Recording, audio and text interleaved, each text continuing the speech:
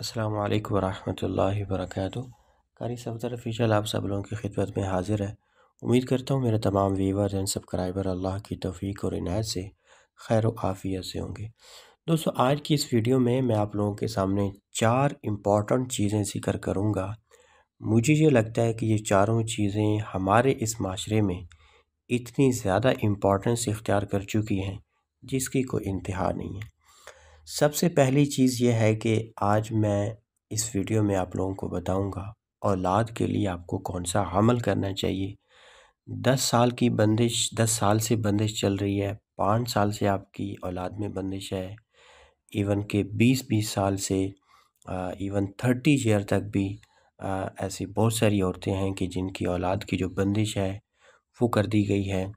अपने आमाल की वजह से, नज़र बद की वजह से, जादू, एलवी और सिफली की वजह से, किसी भी वजह से बंदिश की गई है औलाद की, उसके ख़ात्मे का आज एक ऐसा पावरफुल अमल आप लोगों को बताऊंगा कि इंशाअल्लाह ताला आप याद रखेंगे।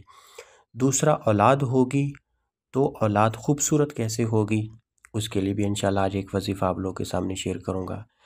तीसरा यह है कि औलाद मतलब कि प्रेगनेंसी होने के बाद मिसकैरेज ना हो, हमल की जो है ना वो प्रेगनेंसी की हिफाजत हो, क्योंकि शायातीन और जिन्नात की जो एक्सेस है वो औरत के पेट के अंदर भी है। अकॉर्डिंग टू हदीस के ये जो शैतान है ये हमारी बॉडी में ऐसे चलता है जैसे खून चलता है। तो शायातीन और जिन्नात की चूँकि एक्सेस होती है हमारी बॉडी के अंदर, इसलिए कहा जाता है कि ये जिन्नात और शायातीन वो जो एग्स बनते हैं औरत के अंदर प्रेगनेंसी में, उन एग्स को जाके तोड़ देते हैं, मतलब उसे ख़राब कर देते हैं, जिसकी वजह से वो जो प्रेगनेंसी है वो मिसकैरेज में तब्दील हो जाती है। तो ये उससे भी ज़्यादा मोस्ट इम्पॉर्टेंट मसला है कि अगर प्रेगनेंसी हो गई है तब उसकी हिफाजत किस तरह करनी है। बिकॉज़ बहुत सारी ऐसी हैं सिस्टर की जिनको 5वें महीने 7वें मंथ जो है ना वो मिसकैरेज हो जाता है और वो सारी मेहनत ज़ाया हो जाती है। और चौथा जो मैं मसला बताऊंगा वो ये होगा कि अगर औलाद आपकी हो गई है और वो मोटी बहुत ज़्यादा है, मोटापे का शिकार है किसी भी रीज़न की वजह से, इंशाल्लाह आज उसका भी हल बताऊंगा।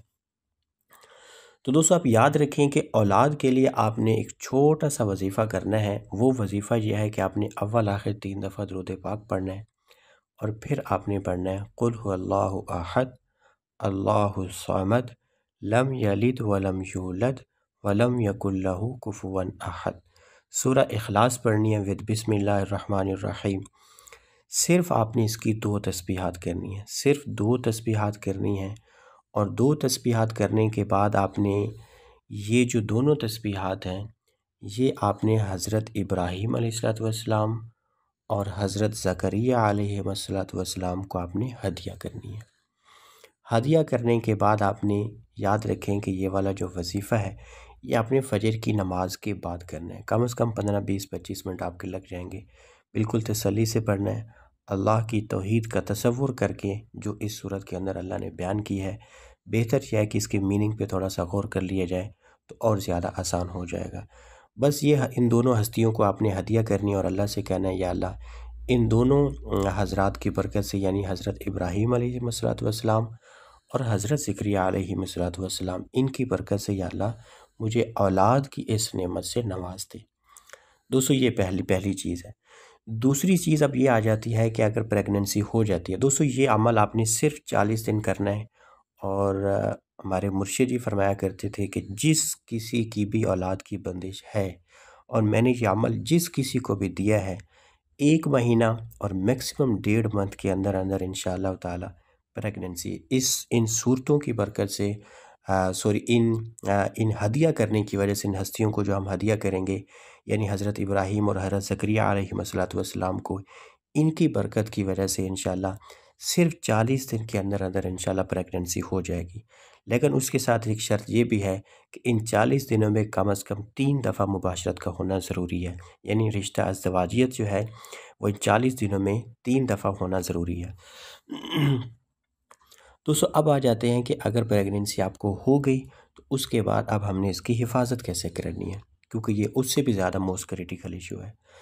दोस्तों, उसके लिए आपने क्या करना है कि जब भी प्रेगनेंसी हो जाए किसी भी औरत को, तो नाफ के अंदर आपने शहादत की उंगली डालनी है और शहादत की उंगली डाल के सिर्फ एक तस्बीह पूरे दिन में 24 घंटे में या क़हारू की पढ़नी है। अव्वल आखिर एक दफ़ा या 3 दफ़ा दुरूद पाक पढ़ लें और उंगली अंदर ही रखनी है नाफ के अंदर, और आपने एक तस्बीह पढ़नी है या क़हारू या क़हारू। इंशाअल्लाह ताला इस अल्लाह के नाम की ताकत की बरकत की वजह से इंशाअल्लाह हमल की हिफाजत होगी। शायातीन और जिन्नात का जो तसर्रुफ़ है, जो मतलब कि बहुत ही ज़्यादा हो चुके हैं आजकल, इंशाअल्लाह ताला इससे ज़रूर बेज़रूर आपकी हिफाजत होगी। दोस्तों तीसरा मसला क्या है? तीसरा मसला जो है वो ये है कि औलाद भी हो गई माशाअल्लाह, पहले प्रेगनेंसी होगी इंशाअल्लाह, फिर औलाद भी हो जाएगी, हिफाजत भी हो गई। अब अगला मसला ये आता है कि औलाद खूबसूरत कैसे हो? औलाद खूबसूरती के लिए आपको, मुझे ये लगता है कि आपको प्रैक्टिकल ज़्यादा होना पड़ेगा। लाइक किसी ऐसे समझ लें कि हुक्मा लिखते हैं कि बादाम रोगन का अगर प्रेगनेंसी के अंदर इस्तेमाल किया जाए, डेली के अगर 7 कतरे दूध के अंदर मिक्स करके अगर पी लिए जाएं 40 दिन तक, तो इंशाअल्लाह ताला जो औलाद होगी इंशाअल्लाह निहायत ही खूबसूरत होगी और बावकार होगी और इंशाअल्लाह नेक भी होगी।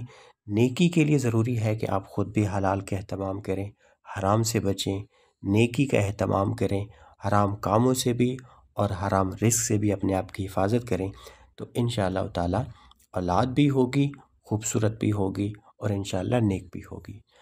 दोस्तों चौथा मसला ये आ जाता है कि अगर आपकी औलाद हो गई, अब वो औलाद जो है मोटी हो गई है, मतलब मोटापा है, ये एक बीमारी है और इसका इलाज बिल्कुल होना चाहिए। तो इसके लिए आप ऐसा करें कि अफ़हसिबतुम सूरह मोमिनून पारा नंबर 18 की जो लास्ट वाली 4 आयात हैं, वो और उसके साथ अज़ान को ऐड कर लें। ये आप सुबह शाम या हर नमाज के बाद सिर्फ 7 दफ़ा पढ़ लें। इंशाअल्लाह ताला वो जो मोटापा है वो भी 40 दिन के अंदर अंदर इंशाअल्लाह कवर हो जाएगा।